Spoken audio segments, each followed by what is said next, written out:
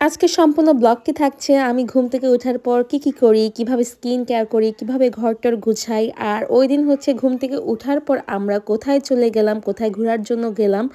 আর এই সুন্দর জায়গাটা কোথায়, আমার বাসা থেকে কত দূর এই জায়গাটা, কোথায় অবস্থিত, সম্পূর্ণ ব্লগটিতেই থাকছে এইসব জিনিসগুলো। আর এই সুন্দর জায়গায় গিয়ে আপনারা আসলে কি দেখতে পারবেন।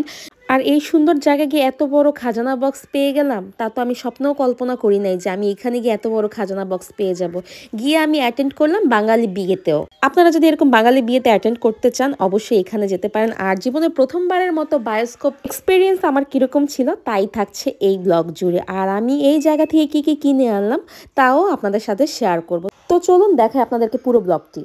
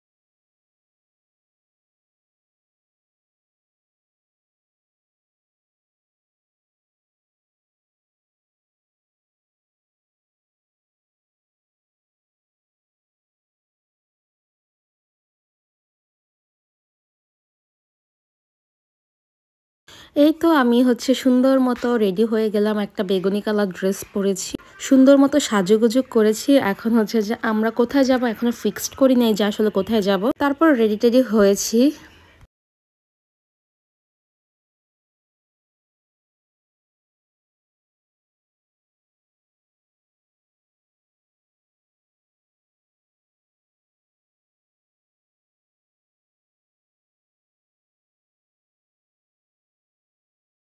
কথা বলতে বলতে হচ্ছে যে আমরা মেইন রোডে উঠে গিয়েছি, আর এর মধ্যে আর কোনো ক্লিপস নেই নেই।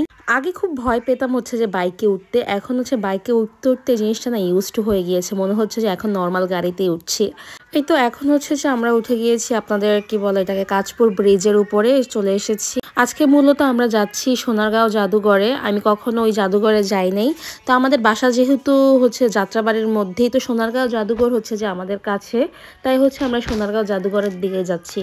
এই তো বলতে বলতে একদম সোনারগাঁওর কাছে চলে এসেছি, জাদুঘরের কাছাকাছি চলে এসেছি। এটার মধ্যেই হচ্ছে মেনলি জাদুঘরটা। তো একদম হচ্ছে যে আমরা জাদুঘরের গেটে চলে এসেছি। আর এই তো এখানে হচ্ছে যে ওরা বাইক পার্ক করছে, আমি হচ্ছে নেমে গিয়েছি, তারা বাপ ছেলে মিলে হচ্ছে যে বাইক পার্ক করতে গিয়েছে। এই জাদুঘরটি উপস্থিত হচ্ছে সোনারগাঁও উপজেলা থেকে 1 কিলোমিটার পশ্চিমে এবং ঢাকা চট্টগ্রাম মহাসড়কে মোগরাপাড়া চৌরাস্তা হতে 1 কিলোমিটার উত্তর পূর্বে অবস্থিত। আর আপনার ঢুকতে হচ্ছে যে 50 টাকা করে হচ্ছে যে টিকিট ফি হবে। আর ভিতরে হচ্ছে যে সর্দার বাড়ি আছে, সেটার জন্য আপনার 100 টাকা চার্জ করবে। যেহেতু আমরা সর্দার বাড়িতে ঢুকি নাই, ভিতরে গিয়েও টিকিট কাটা যায় সর্দার বাড়ির জন্য, এই জন্য আর আমরা সর্দার বাড়ির জন্য কোনো টিকিট নিই নেই। আর এই তো সেই সর্দার বাড়ি, এই সর্দার বাড়ির মধ্যে আমার আসলে ঢুকা হয় নাই সময় স্বল্পতার জন্য। আর আপনারা যদি এখানে যেতে চান অবশ্যই হাতে 2-2.5 ঘন্টা 3 ঘন্টা সময় নিয়ে যাবেন, কারণ এটা অনেক বড়, অনেক জায়গা নিয়ে এটা। তো অবশ্যই হাতে সময় নিয়ে যাবেন। হাতে সময় নিয়ে গেলে অনেকটা সময় নিয়ে থাকতে পারবেন, দেখতে পারবেন, সব কিছু ঘুরে এক্সপ্লোর করে আসতে পারবেন। আর ঢুকতেই প্রথমে হচ্ছে এরকম একটা লাঙ্গল, এই জিনিসটা দেখতে আমার কাছে না খুবই ভালো লেগেছিল। আর যেহেতু আমি প্রথমবারের মতো গিয়েছি, তো এইখানে পুরো জিনিসটাই আমার কাছে ভালো লেগেছে। আর এটার ভিতরে হচ্ছে যে লোক উৎসব চলছিল, এটা সম্ভবত 2025 সালের লোক উৎসব।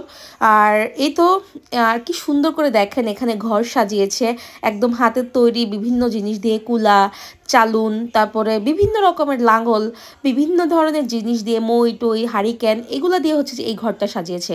আর এই হচ্ছে জাদুঘরের বাহিরের আউটলুকটা। আমি আজকে পুরোপুরি চেষ্টা করব যে এই জাদুঘরটার ভিতরে আসলে কি কি আছে বা কীরকম দেখতে, সম্পূর্ণটা আপনাদের সাথে শেয়ার করার জন্য। তো আমি যতটুকু পারছি আপনাদের সাথে শেয়ার করছি। আর যদি কোনো রকম ভুল ত্রুটি থাকে অবশ্যই আপনারা আমার ভুল ত্রুটি ধরিয়ে দিবেন। প্রথমেই ঢুকতে হচ্ছে এখানে জয়নুল আবেদিনের কিছু ছবি, কিছু শিল্প কাজ করার তার ছবি, আর হচ্ছে সর্দার বাড়ির কিছু ছবি, এই পেন্টিংগুলোই ছিল প্রথম দিকে। আর তারপর হচ্ছে এগুলা ছিল জয়নুল আবেদিনের পাঞ্জাবি, পায়জামা, তার কারুকাজ করার যেসব জিনিসগুলো সেই সব জিনিসগুলো। এটা হচ্ছে পুরো জাদুঘরটা হচ্ছে 3 তলায়, 3 তলা পর্যন্ত, এটা হচ্ছে নিচতলা। আর এখানে হচ্ছে বিভিন্ন শিল্প, বিভিন্ন কারুকাজের স্যাম্পলগুলো ছিল, যে সেই সময় কি কি ধরনের কারুকাজ করা হয়েছে ওইগুলোই। এই দেখেন এটা হচ্ছে যে তার পাঞ্জাবি আর পায়জামা। আর এখানে কিছু মনে হয় সম্ভবত কিছু শিল্পের কাজ ছিল।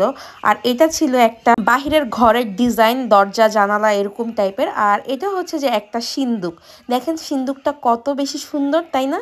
সিন্দুকটা আমার কাছে খুবই ভালো লেগেছে। আর সবচেয়ে রিয়েলিস্টিক যেই শিল্পটা লেগেছে সেই শিল্পটা হচ্ছে এই শিল্পটা। এই শিল্পটা মূলত ছিল বাংলাদেশের প্রাকৃতিক অবস্থার উপস্থাপনা নিয়ে একটা শিল্প। এই শিল্পটা এত বেশি রিয়েলিস্টিক লাগছিল, মনে হচ্ছিল কি সবটা পুরোটা শিল্প একদম রিয়েলিস্টিক। আপনার ধান ক্ষেত, তারপরে বাংলাদেশের মানুষের যেই সব কাজ, বাংলাদেশ কৃষি প্রধান দেশ, বাংলাদেশের পুরো একটা প্রাকৃতিক যেই দৃশ্যটা বলা যায়, প্রেক্ষাপটটা, ওই জিনিসটা আর কি এটার মধ্যে তুলে ধরা হয়েছে। আর এই তো এখানে এগুলো আসলে আমার এইসব সম্পর্কে তেমন বেশি আইডিয়া নাই। এখানে কিছু শিল্প ছিল বিভিন্ন রকমের, এগুলা কি বলে শপিস টাইপের ছিল, বিভিন্ন ধরনের জিনিস ছিল যেগুলা কিনা ওনারা বানিয়েছিল, ওইগুলাই আসলে এখানে ধারণ করে রাখা হয়েছে। এখানে এই যে দেখেন কাঠের জুতা ছিল, তারপর এটাকে কি বলে, এটা সম্ভবত কোনো একটা খাট বা চৌকি টাইপের কিছু একটা ছিল আগের দিনের। আর এই দেখেন আমি এই শিল্পটার সামনে হচ্ছে যে একটা পুরো ভিডিও করার ট্রাই করেছি, এখানে অনেক মানুষ যাওয়ার কারণে আসলে সাইড পাচ্ছিলাম না। তো যতটুকু পেরেছি ততটুকুই হচ্ছে যে আমি এখানে তুলে ধরার চেষ্টা করেছি। এখন চলে যাচ্ছি আমি দ্বিতীয় তলায়। দেখেন কি সুন্দর নকশি কাঁথার ডিজাইন করা, এত সুন্দর ছিল এগুলা। আসলে এখনকার নকশি কাঁথা আমরা তো এরকমভাবে দেখি না, আসল নকশি কাঁথা কিন্তু এগুলাই ছিল। আর এই তো এখন উপরে গিয়ে দেখলাম আরেকটা শিল্প, বাংলাদেশ বয়ন শিল্পের কর্ম পরিবেশ ও বিপণন চিত্র। এই জিনিসটা দেখেন কতটা রিয়েলিস্টিক, আপনি আসলে সামনে থেকে না দেখলে না আসলে বুঝবেন না। দেখেন ওই মহিলা যেভাবে বসে আছে মনে হচ্ছে যে একটা সত্যিকারী মহিলা কাঁথা নিয়ে বসে আছে। প্রত্যেকটা জিনিস এত নিখুঁতভাবে করা, জাস্ট আসলে আপনারা না দেখলে ভাবতেই পারবেন। দেখেন এই জিনিসগুলো কতটা সুন্দর, মনে হচ্ছে না যে সবাই মানে একদম সত্যিকারে হচ্ছে যে বসে আছে, বসে বসে হচ্ছে যে কাজগুলো করছে। এগুলো কিন্তু প্রিন্ট করা না, এগুলা হচ্ছে একদম মানে এটাকে কি বলে মাটি বা কোনো কিছু দিয়ে একদম তৈরি করা। এত সুন্দর এই জিনিসগুলো। আর এই তো এটা ছিল আপনার নকশি কাঁথাগুলা, মানে তখনকার সময়ের যে নকশি কাঁথাগুলো, এই নকশি কাঁথাগুলো এত সুন্দর ছিল। আসলে আমি ওইভাবে কখনো নকশি কাঁথা দেখি নাই সামনে থেকে, কিন্তু এই নকশি কাঁথাগুলোর মধ্যে এত কাজ এত কাজ, এত সুন্দর সুন্দর কাজ নকশি কাঁথার মধ্যে, একদম গ্রামীণ দৃশ্য। আর এই দেখুন এটা নকশি স্টিচ দিয়ে হচ্ছে যে বাংলাদেশের একটা মানচিত্র এঁকেছে। এটার মধ্যে পুরো বাংলাদেশের পুরো ম্যাপটা আছে, বাংলাদেশে কোথায় কি আছে সব কিছু হচ্ছে এখানে দেওয়া আছে। আর এখানে হচ্ছে সবগুলো স্বরবর্ণ হয়তো বা লেখা ছিল। আর এখানে ছিল কিছু পাতিল, তারপর এগুলাকে কি বলে, মানে মেইনলি এটা পুরোটা না ছিল নকশি কাঁথা, তারপর জামদানি শাড়ি, এইসব দিয়ে মানে এইসব আমাদের দেশের যে শিল্পগুলা, ওই শিল্পগুলো আর কি এখানে দিয়ে ফুটিয়ে তুলেছে। এখানে সবগুলো দেখেন, এই দেখেন এগুলো হচ্ছে জামদানি। এক একটা জামদানি ছিল, খুব সুন্দর সুন্দর জামদানি ছিল, অনেক আগের জামদানি ছিল। যেহেতু সোনারগাঁও জামদানির জন্য খুবই বিখ্যাত, তার জন্য হচ্ছে যে সোনারগাঁও জাদুঘরে হচ্ছে যে কিছু জামদানি রেখেছে। আর এখানে কিছু পাতিল, তারপরে হচ্ছে ও তৈজসপত্র বলতে পারেন, তারপরে বাসার যে ধরনের শপিসগুলো আমরা সাজাই ওই টাইপের শপিসগুলো এখানে ছিল। এগুলো কিনা অনেক আগের, মানে তখনকার সময়ের তখনকার শিল্পীদের করা নিজ হাতে করা জিনিসগুলা। এই দেখেন জামদানিগুলা কত সুন্দর না, আর নকশি কাঁথাগুলো দেখেন। আর এখন চলে যাচ্ছি আমি তৃতীয় তলায়। তৃতীয় তলাতে আছে কি আছে আসলে এখন গেলে দেখতে পারবেন যে আসলে তৃতীয় তলাতে কি আছে। তা আমি চলে আসলাম তৃতীয় তলায়। তৃতীয় তলায় উঠতেই দেখলাম এরকম হচ্ছে যে বাদ্যযন্ত্রগুলা ছিল। আর আমি পুরো তৃতীয় তলার ড্যামোটা, মানে পুরো তৃতীয় তলাটা আমি হচ্ছে যে আস্তে আস্তে আপনাদেরকে দেখাবো, কিন্তু তৃতীয় তলাটা দেখতে কেমন সেই জিনিসটাই আসলে আপনাদেরকে দেখানোর চেষ্টা করছি যে এই পুরো ফ্লোরটা দেখতে কেমন। তো চলেন এখানে আসলে কি কি দেখা যায় তাই আপনাদেরকে দেখাই। এই পুরো জিনিসটা ছিল আপনাদের হচ্ছে এরকম কি বলে গহনার সেক্টর ছিল। আগের দিনের মানুষের যেসব গহনাগুলো, তারা যেসব গহনা পরতো তখনকার সময়, এগুলো ছিল একদম অ্যান্টিকের, মানে আমরা যে অ্যান্টিক জুয়েলারিগুলো এখন পরি এগুলা হচ্ছে যে একদম অথেন্টিক অ্যাস্থেটিক। যারা কিনা অ্যাস্থেটিক গহনা পছন্দ করেন, তারপর অ্যান্টিকের জিনিস পছন্দ করেন, এগুলা হচ্ছে তাদের জন্য। বা এগুলা হচ্ছে যে আগে যেসব মানে অ্যান্টিকের গহনাগুলো তারা যেসব জিনিসগুলো পরতো সেই সব জিনিসগুলাই এখানে ধারণ করা হয়েছে আর কি। দেখেন এখানে কানের বাজু, তারপর গলার মালা, হাতের চূড়, মানে সম্পূর্ণ জিনিসগুলো এখানে ছিল। এই ছিল তৃতীয় তলা জুড়ে, তৃতীয় তলা সম্পূর্ণ ছিল এরকম গহনার জন্য। এই তো আমি দেখে হচ্ছে এখন নিচতলা চলে এসেছি, যেহেতু এই লোকজ উৎসব চলছে এখানে খুব বড় আকারে একটা মেলা দিয়েছে, সেই মেলাটা হচ্ছে ভিতরে।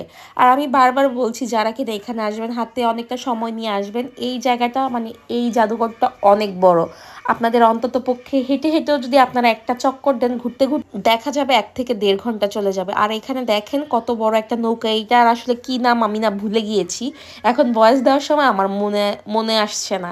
আর এখানে একটা ঝুলন্ত ব্রিজ আছে, একটা পাকা ব্রিজ আছে। আর ওই সাইডে কিন্তু সবগুলাই কিন্তু আপনার একদম ওই দেখেন মানে এটাকে কি বলে মাঝখানে খালের ওই পারে সম্পূর্ণটাই হচ্ছে যে এই জাদুঘরের অংশ।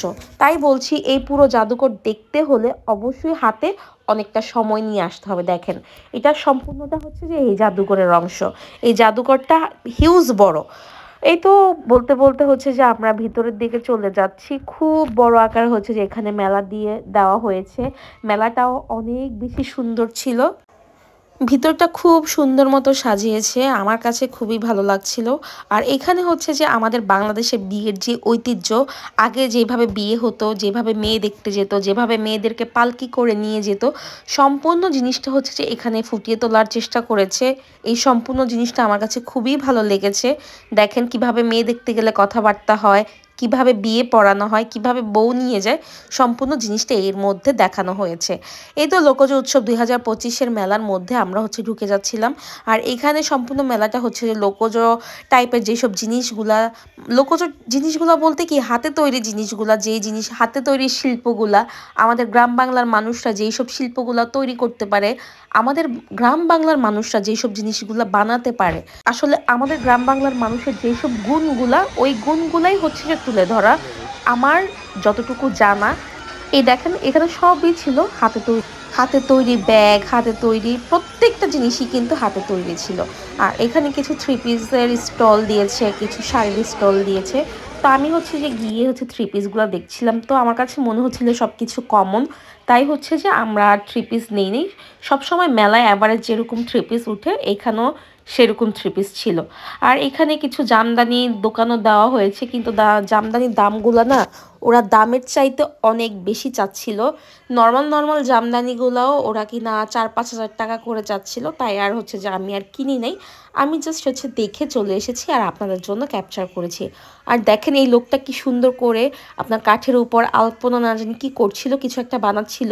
আর এখানে যতগুলো জিনিস দেখছেন কাঠের, সবগুলো জিনিসই কিন্তু কাঠের ছিল।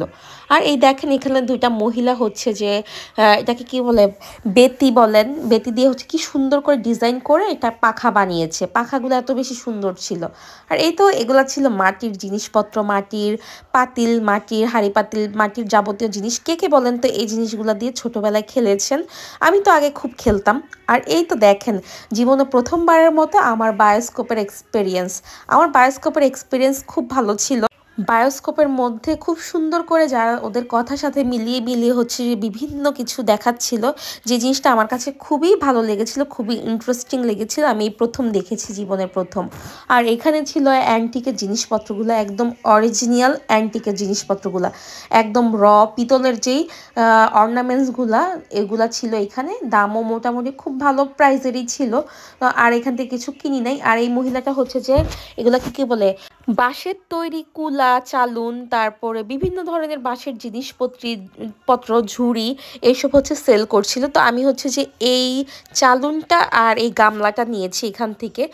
আর আমাদের বাংলাদেশের মেলায় সবসময় যেগুলো অ্যাভেলেবেল থাকে সেগুলো হচ্ছে খাজা, পুরি, তারপরে বিভিন্ন ধরনের মিষ্টি জাতীয় আইটেম, সন্দেশ, তারপর বিভিন্ন ধরনের মুরলি, এইসব জিনিসগুলো এখানে ছিল। তো এখানে দেখছিলাম যে আসলে কি কি সেল করে।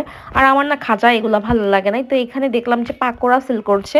তো এখান থেকে আমি কিছুটা পাকোড়া নিয়েছিলাম। আর এখান থেকে কিছুটা পরিমাণে গুড়ের জিলাপি নিয়েছি, কিন্তু গুড়ের জিলাপিটা না আমার কাছে একটুও ভালো লাগে নাই। আর এখানে দেখেন গান হচ্ছিল, এখানে লোকজ সঙ্গীত হচ্ছিল।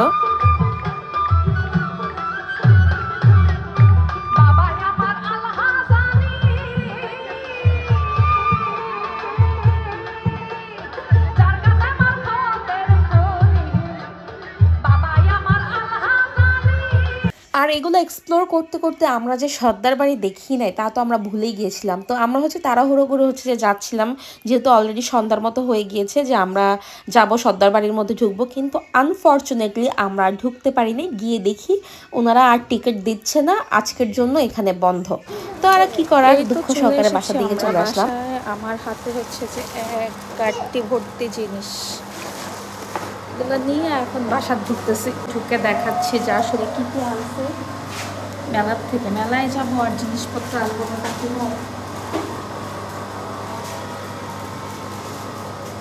আর এই তো বাসায় এসে আপনাদের সাথে আনপ্যাকিং করছি এগুলা, যে যা যা এনেছি। এই দেখেন এই জিনিসটা এনেছি, মাটির এই পাতিলগুলা এনেছি। তারপর হচ্ছে যে এখানে আরও কিছু হাঁড়ি পাতিল এনেছি, একটা কাঠের ঢেকি এনেছি, একটা নাগরদোলা এনেছি। এগুলো না আমার কাছে দেখতে খুবই ভালো লেগেছে, এগুলো আমার কাছে আমার ছোটোবেলার ফিল দিচ্ছিল। এই চুরির আলনাটা এনেছি। আর এখানে একটা ওই যে কি বলে, কুলা না সরি, এটাকে গামলা, আর হচ্ছে যে একটা চালুন এনেছি। দেখেন এই যে এই চালুনগুলো এনেছি, আরও ছোট ছোট দুইটা হচ্ছে গামলার মতো এনেছি। এই জিনিসগুলো আমার আসলে খুব কাজে দিবে, আর এই জিনিসগুলো দেখতেও খুব কিউট ছিল। তো এই জিনিসগুলো আমি এনেছি, এই জিনিসগুলো না অনেক দিন টিকে। এই তো ভুল ত্রুটি হলে সবাই ক্ষমাস্বরূপ দৃষ্টিতে দেখবেন। আর ভুল হলে অবশ্যই কমেন্ট বক্সে জানাবেন যদি আমার কোথাও ভুল হয়ে থাকে। মানুষ মাত্রই ভুল। আর আমার ভিডিওটি যদি ভালো লেগে থাকে অবশ্যই একটা সাবস্ক্রাইব করে দিবেন, লাইক বাটন দিয়ে আমার পাশে থাকবেন। আজকের জন্য এই পর্যন্ত, সবাই ভালো থাকবেন। আসসালামু আলাইকুম।